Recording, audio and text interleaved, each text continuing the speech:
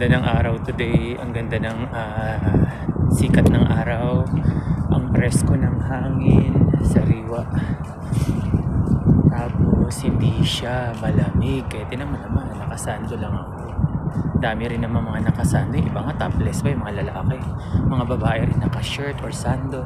Basta today is beautiful. It's a beautiful day. But last night,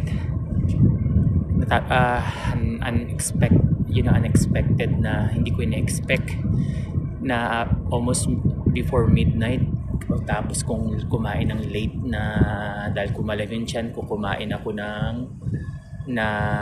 oatmeal tapos ilang piraso ng watermelon. Ang watermelon is good for hydration and good for the heart. Of course, I always eat moderately. Tapos nung nakahiga na ako, biglang nararamdaman ko habang nakatingin ako sa cellphone ko, yung dito ko, yung sa likod ng dito, dyan, parang siya, nagtatrap. Which is weird, ngayon ko lang naramdaman yun. Yung throbbing niya, pinipilit kong i-ignore. Tapos ginaganon-ganon ko yung leg ko, parang ini-stretch ko. Umupo pa ako sa puton, sa kama, bumangon ako. Pero meron akong yung parang gut feeling na something is wrong. Tapos then, yung throb, nag-start na siyang parang maging pain. Lumalapit na siya dito, sa jaw. Tapos, bigla akong nag-palpitate. Tapos, yung hilo ko na lagi naman akong hilo araw-araw since 2020. Dahil nagkaroon nga ako ng side effect ng vaccine ko, second vaccine ng COVID. Isa yun sa side effect ko. Nagkaroon ako ng chronic dizziness. Tapos tinnitus, then nag-fluctuate yung blood pressure ko, tumaas yung cholesterol ko, among others. Anyway, yung usual kong hilo, mas lumakas as in yung pagkakaupo ko para akong babagsak. Then syempre nagpanic na ako dahil ang lakas ng hilo, yung palpitation ko talagang dug. Nagsimula lang sa dug. Then naging dug. Then may anxiety ako. Ayan na, nagsisimula na. But nagbe-breathe in, breathe out ako para, wag matakot. Pero mag-isa lang ako eh. What if mahimatay ako? Sinong tatawag ng help? Mga neighbor dito sa Amerika. Imagine that, 19 pa lang ako. Same building, pabalik-balik lang ako. Iisa o dalawa lang ang kilala ko. Hindi ka basta pwedeng magkatok. Dahil dito kanya-kanya.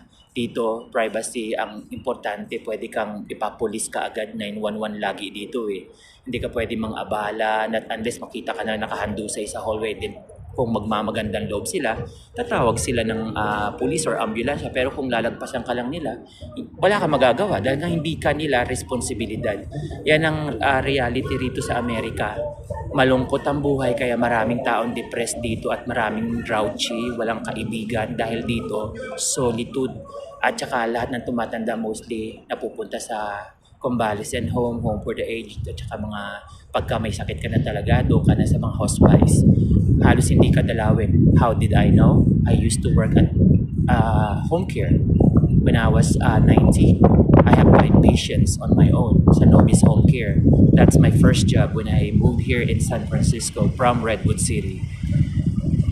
Kaya alam ko ang kalakaran. Tapos ako mismo na-experience kung tagal ko sa Amerika, but I hardly, kung titignan nyo yung video ko, wala akong halos kasama. Kasi dito hindi ka pwedeng pumilit ng tao at hindi dito may kanya-kanyang trabaho, may kanya-kanyang oras, may kanya-kanyang ginagawa. At dito maraming mag-iingat ka dahil maraming taong condescending. Kakaibiganin ka lang kasi may ulterior motive. Nangyari na sa akin yan countless times na burnout na ako. Kaya I'd rather just be on my own kesa makipagplastikan at saka sayangin lang yung oras ko at saka yung energy ko na mentally and financially, spiritually exhausted ako, na-jaded ako dahil empath ako eh, by nature. Na-observe ko lahat yung mga iba-ibang ugali nila, mga road rage, mga fickle-minded, mga moody, at saka mga chismisan lagi sa naririnig ko. Ayoko nung ganun. I have no time for that. I'd rather read a book. I'd rather go like this, sightseeing, walking, go to the park, enjoy the nature, kaysa makinig ng chismis na hindi ko naman kilala bakit mo chinichismis sa akin. Hindi na ako magne-name names pero napakadami kong so-called friend na condescending na mga chismosa na ichichismis ka kung chinichismis nila yung mga tao na yun, kapag hindi nakaharap sa kanila, I'm pretty sure chinichismis nila ako kapag nakatalikod ako. Given na yun, bahala na lang ang karma sa mga ganong tao. Dahil ako talaga, pag nakipagkaibigan ako, genuine, at saka loyal, I could say that kahit ilagay niyo ako sa lie detector test, lahat ng mga kaibigan ko ginawa, yung nakipagkaibigan ako is out of my, out of the goodness of my heart, dahil gusto ko talaga makipagkaibigan.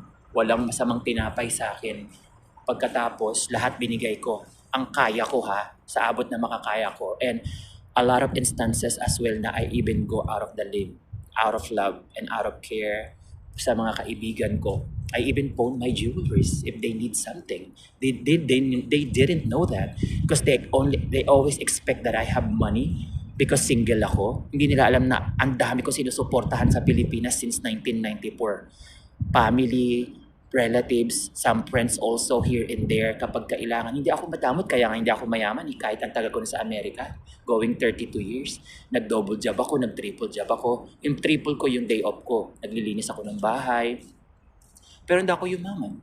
Kasi tulong ako left and right. Kahit sa mga tao dyan sa lansangan, pag may nagugutom, nagbibigay ako, dinadala ko sa restaurant. Yung mga ganun. But anyway, ang punto ko, akala nila lagi may pera, pero nahiya akong sabihin hindi dahil nasanay nga silang lagi akong people pleaser. So, sinasanla ko yung alahas ko tapos tinutulong ko sa kanila. Hindi na yun babayaran you know who you are kung mapapanood mo to. But anyway, tapos akala nila hindi ko alam na pinag-uusapan din nila ako kapag nakatalikod ako, nililibak nila ako. Akala nila clown ako na pag magkakasama kami, kailangan lagi ko silang patawanin, na napapagod ako mentally pero I have to do it or else makikita mo sisimangot, mag-iiba yung mood kapag di mo na nag-grant yung request nila na gawing kang ang clown. Do I look like a clown? But anyway, ang punto ko dito talaga, kanya-kanya, kaya maraming taong lonely, depressed at tumatandang binata at dalaga. Ang punto ko kaya ko sinabi yan dahil kagabi, talagang nadagdagan yung worry ko nung nahihilo na ako na para na akong babagsak pero kailangan kong tumayo at kailangan ko magpantalon, magmedyas, magjacket, kunin yung mga ID ko, yung California ID ko, yung hospital ID ko, pagkatapos yung pera just in case I need to Uber, yung mga ganun. Tapos yung medication na nakalagay sa pill box, tapos yung itong water na to, ni-refill ko pa. Pagkatapos hindi na ako nakapagsapatos dahil hindi ko kaya mag-bend down or mag-squat dahil talagang tuwing tatayo ako, babagsak ako, lumalakas yung hilo, as in nagre-reverberate yung surroundings ko. Tapos umuugong yung both ears ko dahil may tinnitus ako. Na pag nai-stress ako, natitrigger niya yung tinnitus. Tapos yung peripheral vestibular migraine ko sumasabay pa all together. So, umupo na ako sa may ilalim ng bunk bed kasi sa taas ako I need to come down. At umupo na ako sa may ilalim ng bunk bed at binuksan ko na yung door. Inipitan ko lang ng tsinelas para hindi magsara. Para ko ma-pass out na ako. Dahil yun yung pakaramdam ko, malapit na nag-aandap-andap yung tingin ko. Go, lumalapit, lumalayo. Yung ganon. Tapos yung jaw pain ko lumalala. Sign yun ng God forbid, yung alam nyo na I don't even wanna mention the word dahil na-stress out ako pag naririnig ko yun or sumasagi sa isip ko. It adds worries or fear on top of a lot of my worries here and then back home. But anyway, so nakabukas yung pinto, binuksan ko na yung ilaw pati yung bintana para kung may madaan kasi street level kami nakikita ko yung mga paanan dumadaan sa labas. Parang basement kami, binuksan ko na yung bintana just in case may makasilip. Tapos yung pinto, dahil meron dalawang neighbors na nandun sa looban ng hallway namin na mas nauna sa door namin. So binuksan ko na just in case mapadaan, tapos mag-worry sila, ba't bukas tong pinto nito? Tapos makita na nakahandusay ka, God forbid. So yung mga ganon, kahit na natatakot na ako, nahihilo na ako, ginagawan ko pa ng paraan. Iniisip ko pa lahat yun. Kailangan kahit na parang na-disoriented na ako dahil sa nervyos. So pagkatapos, yung hindi ko na talaga kaya yung hilo ko kasi I was trying to calm my nerves. Uminom na ako ng metoprolol. Kahit matagal na, almost 6 months nang ipinatigil ng primary care physician ko yung pag-inom ng metoprolol, yung beta blockers, para yun sa hypertension ko. Kasi dati laging high. or hypertension stage, level 1 or level 2. And then for some reason, for a month, nag-started siya mag-fluctuate. Laging bumababa, as in, ang pinakamababa is 96, 94 over 45. Napakababa nun. Tapos, ang sakit ng mga nerve, yung nerve pain from my feet all the way na tumataas papunta sa ulo ko.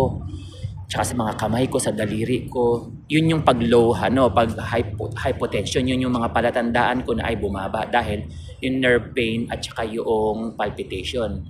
And then, kapag ka tumataas naman, hypertension, yung dila ako nag-iinit at parang tinutusok ng maraming aspili at hilo at chest pain. So lahat may palatandaan ako kasi it's been going on like that for a long time, as I said, since 2020 pa.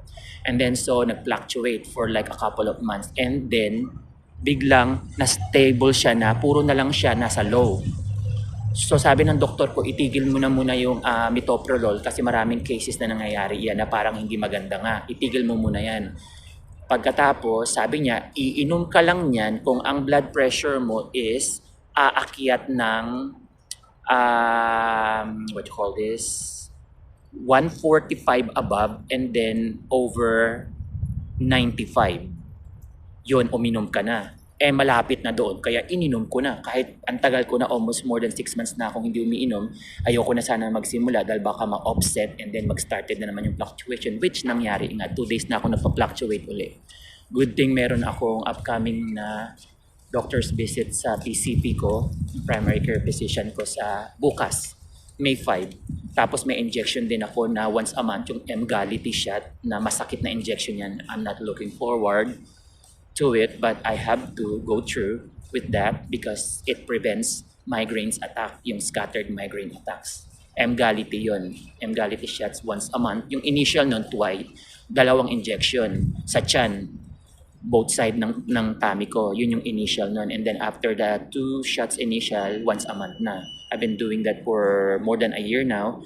And then in between, kasi once a month lang yun, then kung aatake ng hindi inaasahan, in between ng month, yung whole month, meron akong sumatriptan for migraine din yun. Dahil pag umatake, oh my goodness, napakasakit. Parang binibiyak yung skull mo.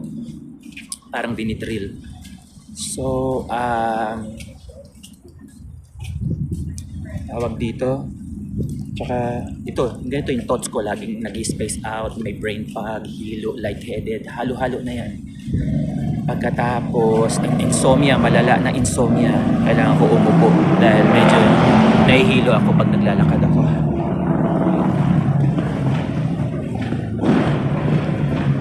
Pagkatapos, aray. Nauntog yung elbow ko dito. Sakit. Sorry. Yun, tapos, anyway, kagabi, tumawag na ako bago pa ako ma-pass out. Tumawag na ako ng 911. Tapos, hindi ko ma-dial. For some reason, yung phone ko na, da-dial ko yung 911, biglang babalik sa, yung parang mawawala yung call, madadrop. Ko ano ba to? Nanginginig na ako, as in shivering na ako, parang feeling ko hypoglycemic, ganon. Nanginginig ako, as in literal, nagsishake yung buong katawan ko. Dalaran na rin siguro yun ng nervyos. At yung palpitation, ang lakas talaga. Parang nandito yung heart ko, ganyan. Tsaka yung dito, yung sakit ng jaw. Pasikip ng pasikip, tas yung chest pain ko pa on and off. Pero finally, third try ko, yun, may sumagot. Tapos, ang kulit, peragaba, paulit-ulit yung tanong. Paulit-ulit, nadi-disoriented na nga ako. Pagkatapos yun, finally sabi ko, kailangan kong lumabas ng room kasi yung front namin, walang front lobby desk na may tao. Apartment to, hindi ito parang hotel na may concierge.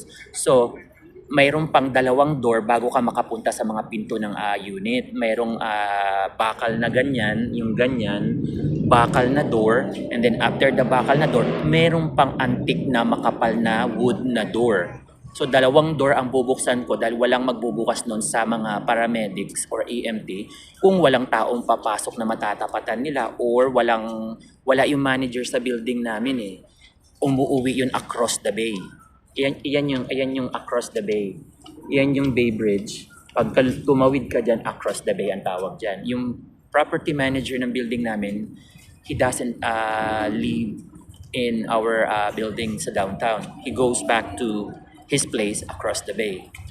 So wala siyang matatawagang manager para i-bus in sila. So ang ginawa ko, kahit super hilo ako, sinigurado kong napatay ko yung ilaw, nabunot ko yung electric fan dahil baka mag-overheat. Tapos tinignan ko kung patay yung mga kalan namin. Tapos pinatay ko yung TV at kinandado ko yung pinto dahil baka maiwanan ko bukas, pagbalik ko ransak na, God forbid. May roommate ako, hindi lang naman ako mawawalan, pati yung roommate ko. Siyempre yung mga valuables doon, pinaghirapan namin yun since we got here, like early 90s pa. Tapos 'di ba, so responsibilidad ko, ang dami halo-halo yung tumatakbo sa isip ko, pero lahat yun kailangan talaga meron kang presence of mind kahit na may nangyayari na. So nagawa ko naman lahat yun, hindi nga lang ako nakapagsapatos. Ito lang yung suot ko, wala ring medyas. Pero naibulsa ko yung medyas sa back pocket ng pants ko. Lakas ng hilo ko. Shoot. Anyway, pagkatapos, yun, dahan-dahan ako, like, woozy ako, tapos feeling sedated, dahan-dahan akong umupo sa may stairs ng front door. Tapos mga less than 3 minutes, dumating yung EMT. Sabi niya, is that you? Nasa labas siya. Sabi ko, yes, tinaas ko yung kamay ko kahit parang nangihina ako. Dahil talagang I feel lethargic. Tapos, sabi ko, yeah, gumanon ako. Sabi niya, come on out din. Para maidala ka namin sa loob ng at doon pa lang sa loob ng nakapark yung ambulance sa harap ng building namin. Inasikaso na ako. Inikiji na ako, which is okay naman. Dahil yung nainom ko nga yung metoprolol ko, then nag-slow down na yung heartbeat ko, tapos nag-stabilize na yung ko, pero mataas pa rin. Pero para sa kanila yung ganun is normal, pero pag sa sarili kong blood pressure monitor, nasa first level ng hypertension yun.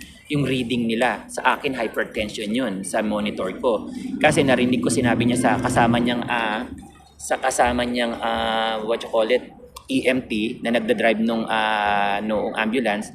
Ang reading ng EKG ko is 141/91. Di ba ang taas nun? But anyway, sa kanila okay yun. Kahit umabot ka pa ng 200 nung nasa ospital ako, okay pa rin eh. Sabi nung nurse, pinaupo lang ako, relax, huwag ka lang iinom, baka ma-choke ka, yung mga ganun. Tapos, and then, ako yung prinik yung daliri ko. Ito, prinik niya. Ang sugar ko naman is 97. So, good naman.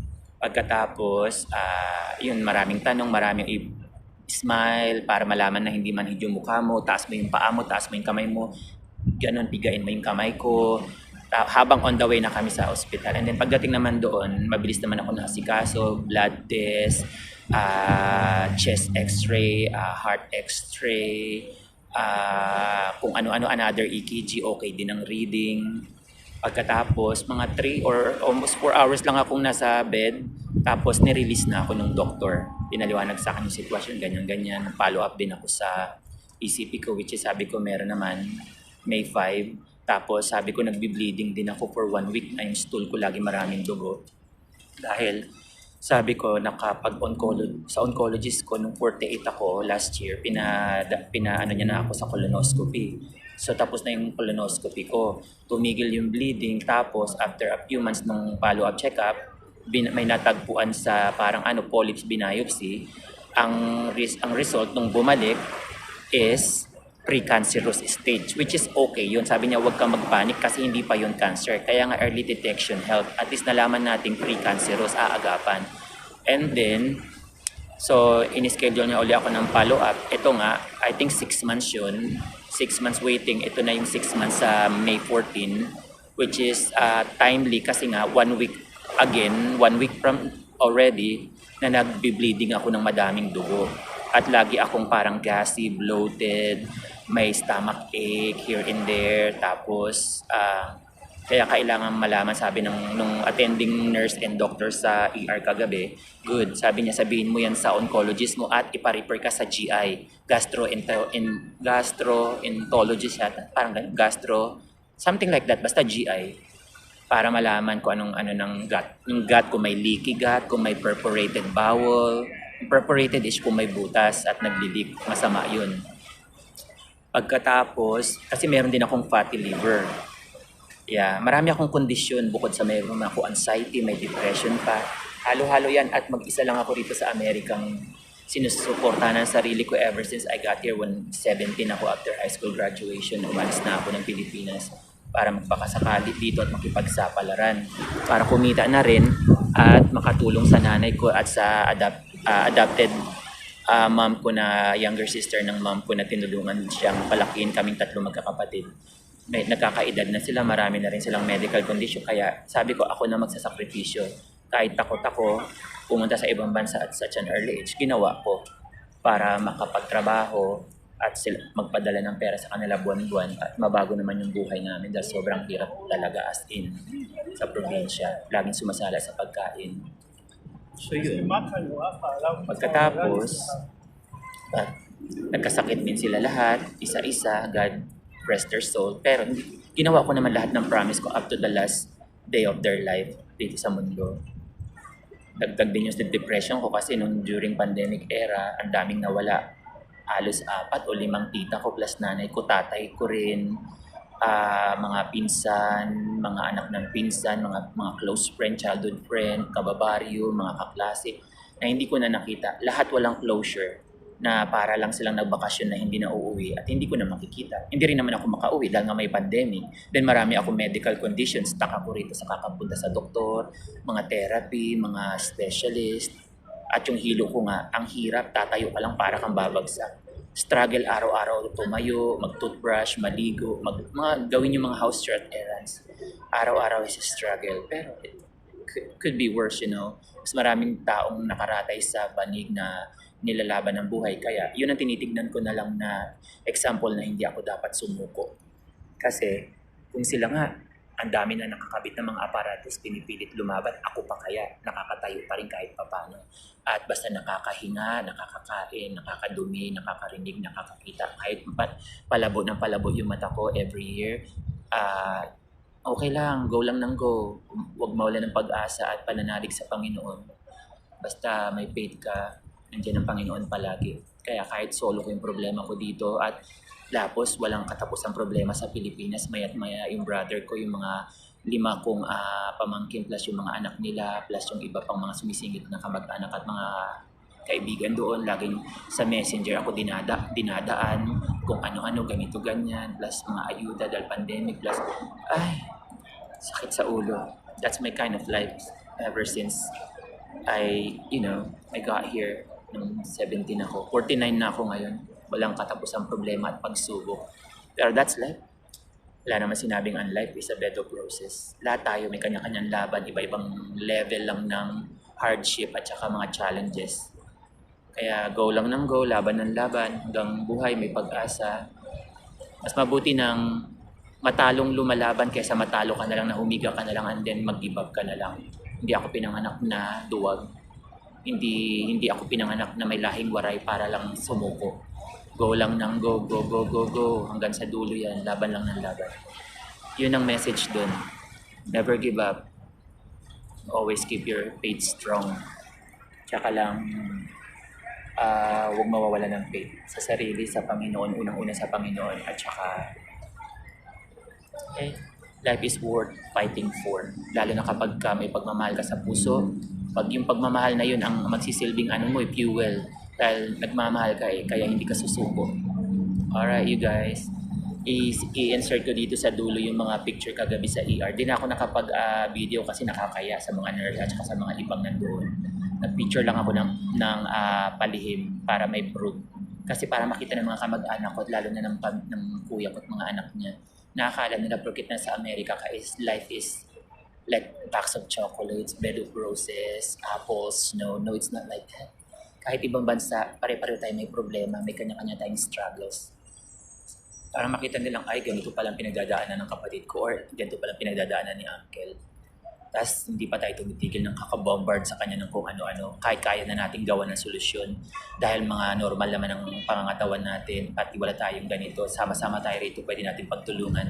Pero konting kibot, kailangan si Uncle lagi ang mag-bail out sa atin. Siya ang problem solver ever since. Come on, cut me some slack. Alright, I need a breather once in a while. Hindi naman ako robot, tumatanda ako, hindi na ako yung dating 17. Humihina ang katawan ko, pero pinapalakas ko lang spiritually. But anyway, Alright guys, mahaba na tong ano. At saka, sana nag-enjoy kayo sa mga view. Ingat din kayo. At alagaan yung mga sarili nyo. Health is wealth. Huwag masyadong, overwork. Kasi kahit anong dami ng pera mo, kapag nagkasakit ka, mapupunta lang sa gamot at sa hospital. At mahirap magkasakit. Take it from me, in-overwork ko ang sarili ko. Alright guys, take care, okay? God bless and happy Sunday. Sunday kami rito, so happy Sunday. Sa inyo dyan, happy Monday. And God bless sa ating lahat. Thank you for watching and thank you for your time, guys. Hanggang sa next video.